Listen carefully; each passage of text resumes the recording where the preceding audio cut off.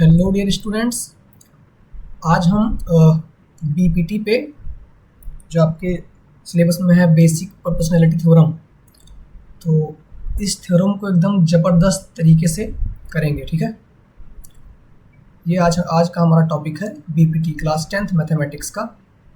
और ऐसे ही हम टॉपिक वाइज अलग अलग रिकॉर्डेड वीडियो आपको प्रोवाइड कर देंगे। ठीक,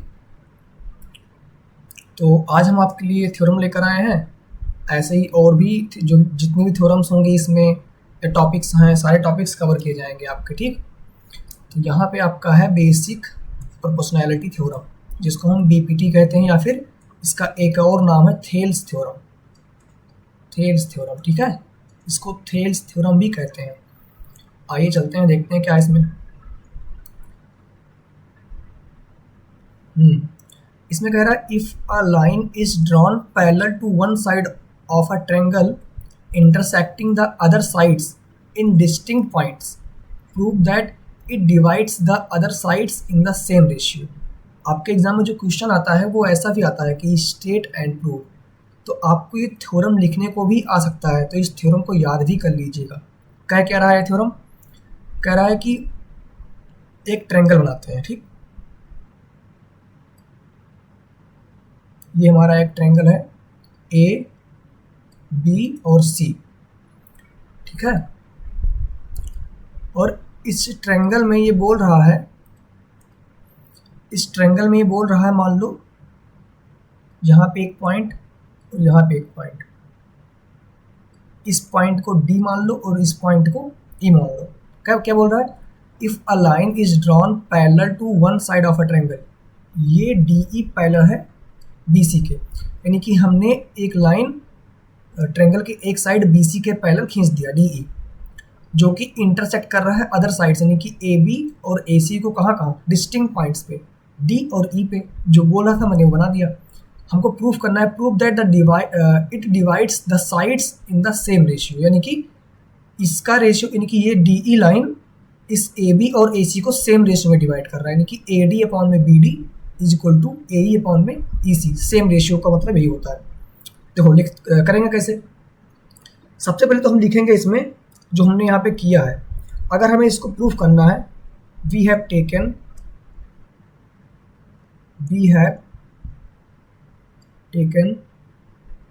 a triangle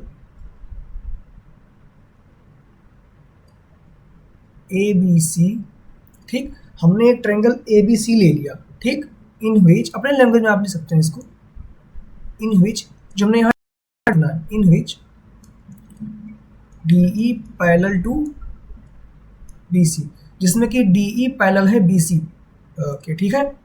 where D and E are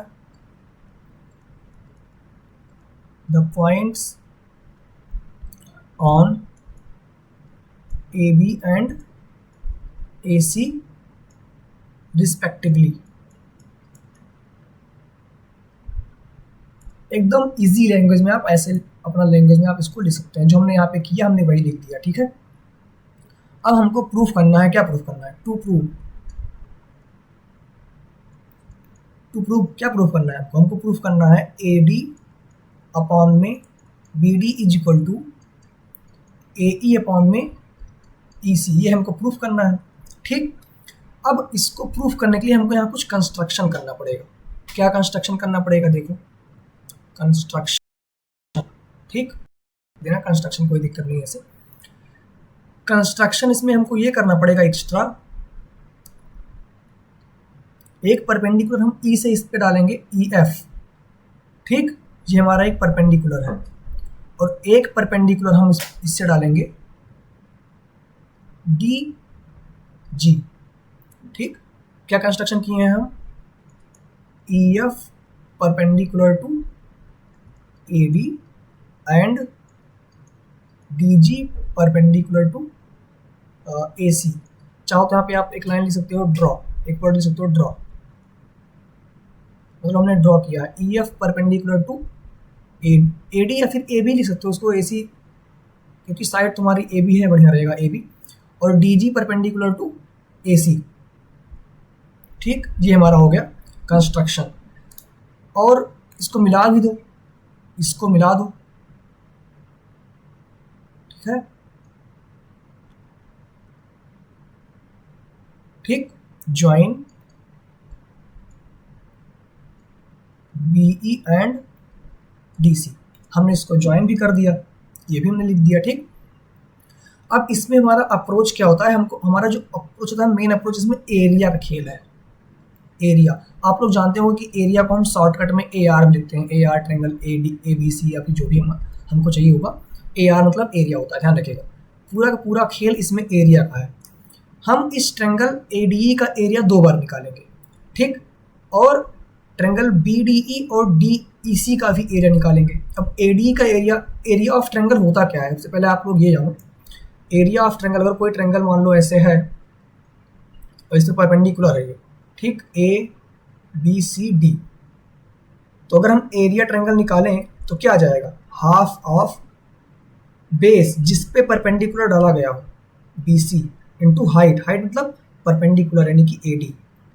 अब कोई ज़रूरी नहीं है कि यही हमारा एरिया है, हो सकता है हमने अगर इससे परपेंडिकुलर इस पे डाल दिया हो, तो मान लो BE परपेंडिकुलर टू AC डाल दिया, तब भी हमारा एरिया तो हम निकाल सकते हैं आराम से 1/2, लेकिन तब हमारा बेस क्या हो जाएगा, AC, जिस पे परपेंडिकुलर होता है वही वाला हमारा बेस होता है, यानी कि AC इंटू, अब हाइट हमारी BE है, और ये दोनों एरिया इक्वल ही आएंगे, ये दोनों एरिया आपके इक्वल ही आएंगे, क्योंकि है तो इसी ट्रायंगल का एरिया ना, यानी कि BE, बस खाली परपेंडिकुलर चेंज हो रहा है, परपेंडिकुलर चेंज हो रहा है तो बेस चेंज होगा, जिस पे परपेंडिकुलर होगा वो हमको बेस लेना है। तो यही इसमें कॉन्सेप्ट हमको लगाना है, पूरा यही कॉन्सेप्ट हमको लगाना है यहाँ पे 2 बार, और यही नहीं समझ पाते हैं लोग, बस बाकी तो उसमें कुछ है नहीं इस थ्योरम में। इस पे बेस्ड क्वेश्चन भी करेंगे हम, इसका एप्लीकेशन। देखो हम जो लिख रहे हैं यहाँ पे ध्यान से देखना, नाउ एरिया ऑफ, यहाँ से हमारा प्रूफ स्टार्ट हो रहा है, यहाँ से हमारा प्रूफ स्टार्ट हो रहा है, यहाँ पे लिख देना प्रूफ,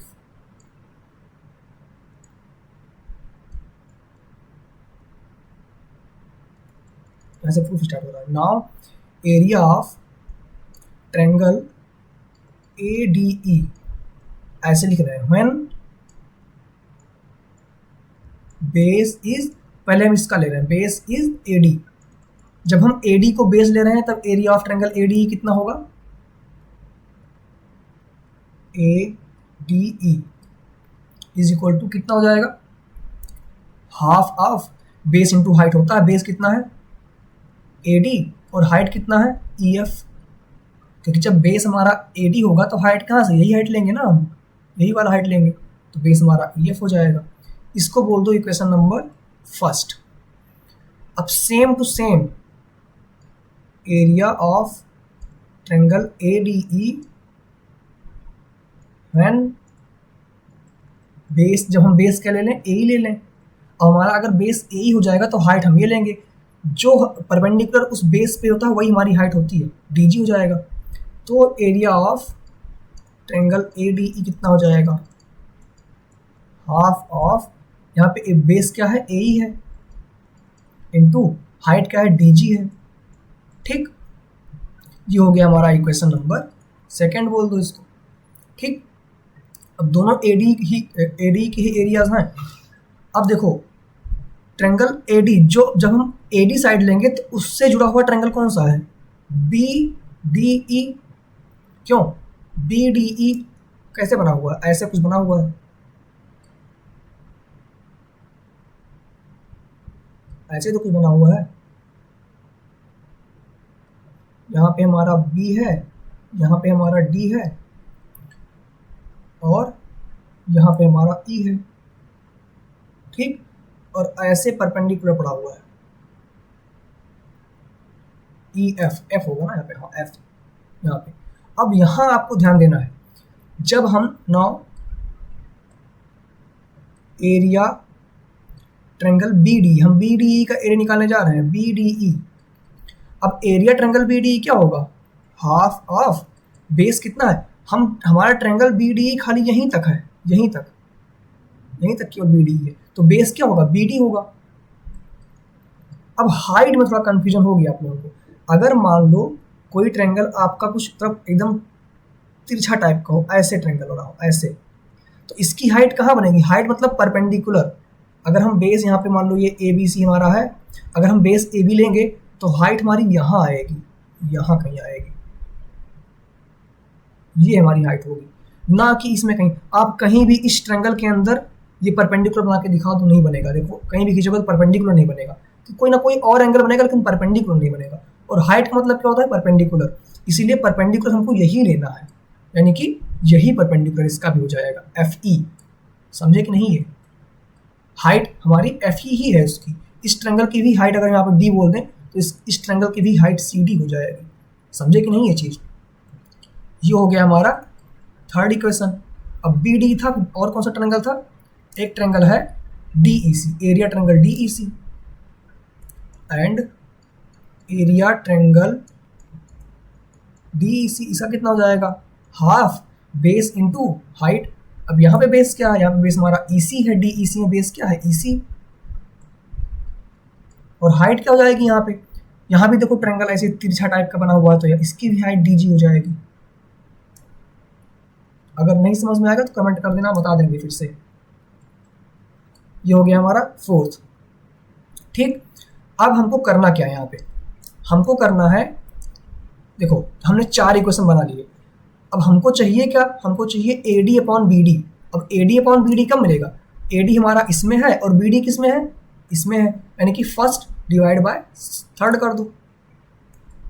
फर्स्ट को डिवाइड कर दो थर्ड से, तो area triangle A D E upon में area triangle B D E. B D E इधर कितना लिखा हुआ था?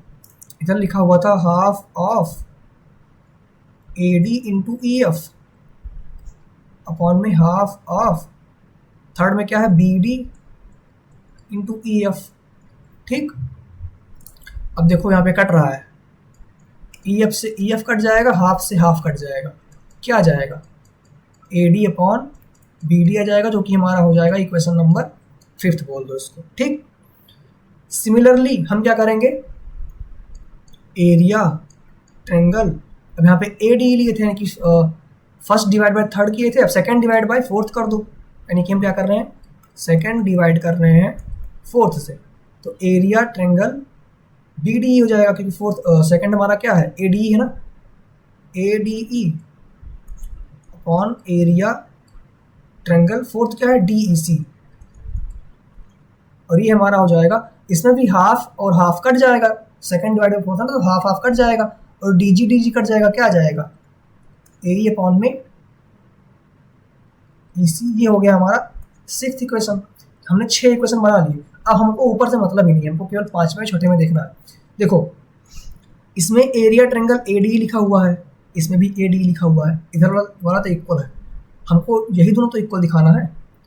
और बी डी और डी सी इक्वल नहीं दिख रहा है यहाँ पे। अगर हमारा ये एरिया ट्रायंगल बी डी और एरिया ट्रायंगल डी सी आपस में इक्वल हो जाए तो हम इन दोनों को भी आपस में इक्वल कर देंगे, इसको और इसको भी आपस में इक्वल कर देंगे।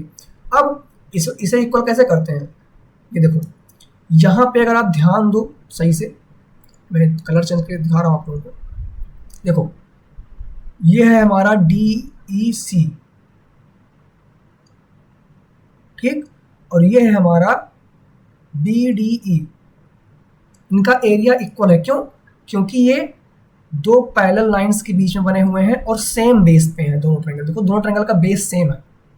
ठीक, तो हम क्या लिख सकते हैं यहाँ पे? हम लिख सकते हैं area triangle B D E is equal to area triangle D E C. से ऐसे ही नहीं छोड़ना, लिखना है यहाँ पे प्रॉपर। सिंस, क्यों ऐसा क्यों है? Since both are on same base and between two parallel lines, यानी पैरेलल साइड कर दो, दोनों सेम बेस पे हैं और पैरेलल साइड्स पे हैं, इस साइड्स के बीच में, इसीलिए इनका एरिया इक्वल होगा। ये आप 9th में एक थ्योरम पढ़े थे, उसी थ्योरम का है कि सेम बेस और पैरेलल लाइंस के बीच में बना हुआ ट्रायंगल का एरिया सेम होता है। ये हो गया हमारा इतना, ठीक। अब देखो अगर यहाँ BD है और यहाँ DEC, यानी कि BD एरिया ट्रायंगल BD और एरिया ट्रायंगल DEC आपस में इक्वल है, तो हम क्या कर सकते हैं? अब देखो, यानी कि यहाँ भी BD है तो यहाँ भी हम DEC ले सकते हैं, यानी कि इधर वाला आपस में बराबर हो गया, ये और ये आपस में बराबर हो गया। क्यों? क्योंकि यहाँ पे तो ट्रायंगल AD है, यहाँ भी AD था एरिया, और यहाँ पे एरिया ट्रायंगल BD है, यहाँ DEC है, लेकिन ये और ये तो आपस में इक्वल हम दिखा दिए यहाँ पे, तो ये साइड बराबर हो गया, तो ये साइड भी आपस में बराबर हो जाएंगे। यानी कि from 5th and 6th we can say that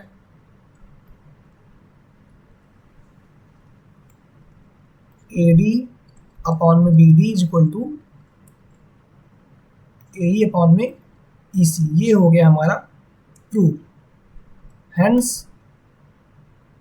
proved, ठीक। ये हम प्रूफ कर लिए, हमको प्रूफ करना था। बहुत ही इजी, बहुत ही सिंपल है। 5 नंबर में आपके एग्जाम में आता है स्टेट एंड प्रूफ करने का, और लगभग हर एग्जाम में आपके आता है, इसीलिए मैं सोचा कि हाँ इसका एक सेपरेट वीडियो बना दे रहा हूँ।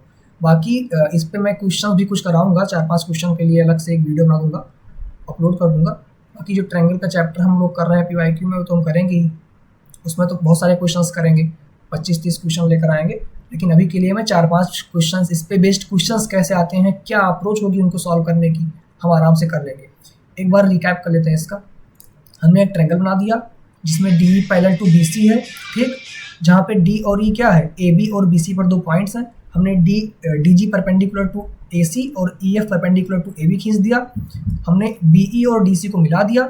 उसके बाद हम कुछ किए ही नहीं, खाली एरिया ऑफ ट्रायंगल ADE 2 बार निकाले हैं, एक बार EF को परपेंडिकुलर लेके और एक बार DG को परपेंडिकुलर लेके, ठीक। दोनों एरिया निकाल लिए। उसके बाद BDE और DEC का एरिया निकाल लिए। अब यहाँ दोनों जगह, यहाँ इसका भी हाइट FE और इसका हाइट DG होगा। क्यों? क्योंकि जब ट्रायंगल ऐसा अलग होता है, लगभग ऐसे तिरछा होता है ऐसे, तो इसकी हाइट कहीं इधर जाके एग्जिस्ट करती है, यहाँ पे परपेंडिकुलर, क्योंकि यहाँ से जब हम परपेंडिकुलर डालेंगे तो कहीं ना कहीं इधर आएगा ना, और हाइट परपेंडिकुलर ही होता है। उसके बाद हमने डिवाइड कर दिया। डिवाइड क्यों किया? क्योंकि हमको AD अपॉन BD चाहिए था, और AD अपॉन BD हमको कब मिलेगा?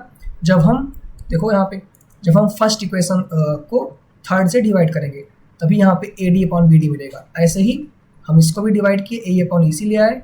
अब यहाँ पे हमको दिख रहा था, यहाँ पे एरिया ट्रायंगल AD है, यहाँ भी एरिया ट्रायंगल AD है, लेकिन ये दोनों आपस में इक्वल नहीं है, तो ये दोनों, इन दोनों को हमने आपस में इक्वल कर दिया। क्यों? क्योंकि दोनों के दोनों सेम बेस और बिटवीन 2 पैरेलल साइड्स के बीच में थे, ठीक। इसीलिए हम, अब जैसे ही ये दोनों इक्वल हुए तो ये भी आपस में इक्वल हो जाएंगे। यहाँ तो हो गया हमारा खत्म BPT। और इस पे बेस्ड क्वेश्चंस के लिए हम अलग से 10 मिनट की वीडियो बनाएंगे, जिसमें 4-5 क्वेश्चंस करेंगे बढ़िया बढ़िया, जो आपके एग्जाम में आ चुके हैं। चलो फिर मिलते हैं, नेक्स्ट वीडियो मिलेंगे आपसे फिर, ठीक है। तब तक के लिए bye bye, tata, see you, ठीक। मिलेंगे फिर आपसे नेक्स्ट वीडियो में। धन्यवाद।